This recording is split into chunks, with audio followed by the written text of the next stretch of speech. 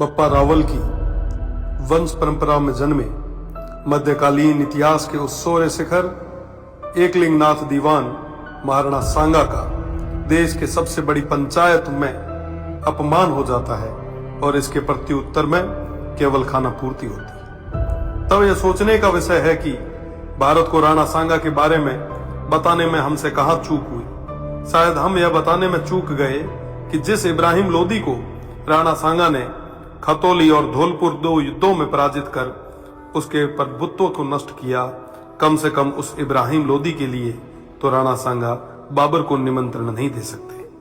1519 में गागरोन के युद्ध में मालवा के सुल्तान महमूद खिलजी को 3 माह बंदी बनाने वाले, ईडर के युद्ध में गुजरात के मोहम्मद शाह की सेना को पराजित करने वाले, दिल्ली, मालवा और गुजरात की संयुक्त सल्तनतों को हराने वाले तत्कालीन भारत के शक्तिशाली शासक राणा सांगा को कहां जरूरत है किसी विदेशी को आमंत्रित करके सहायता लेने की। दौलत खान लोदी जैसों के निमंत्रण पर आए बाबर के विरुद्ध मेवाड़ के आसपास के शासकों ने राणा सांगा के झंडे के नीचे बाबर जैसे आक्रांताओं से लोहा लिया। जिस राणा सांगा के साथ आमेर से पृथ्वीराज जी कछवाहा, बीकानेर से कल्याणमल जी, जोधपुर से मालदेव जी, मेड़ता से मीराबाई जी के पिताजी रतन सिंह जी व वीरमदेव जी, ईडर से भारमल जी, बूंदी से नरबत जी हाड़ा, सिरोही से अखेराज जी देवड़ा, सादड़ी से झाला अजय जी, चंदेरी से मदीनी राय प्रतिहार जी, हसन खान मेवाती सहित आसपास के सभी सरदारों का सहयोग हो, उन महाराणा सांगा को किसी विदेशी की सहायता की आवश्यकता नहीं। इस संयुक्त मोर्चे के बल पर राणा सांगा तत्कालीन भारत के सबसे शक्तिशाली शासक बने। फलस्वरूप स्वयं बाबर ने राणा सांगा को अपना सबसे बड़ा शत्रु बताया। राणा सांगा ने इस संयुक्त मोर्चे के बल पर बाबर को बयाना के युद्ध में पराजित किया और बाबर की सेना को भागना पड़ा।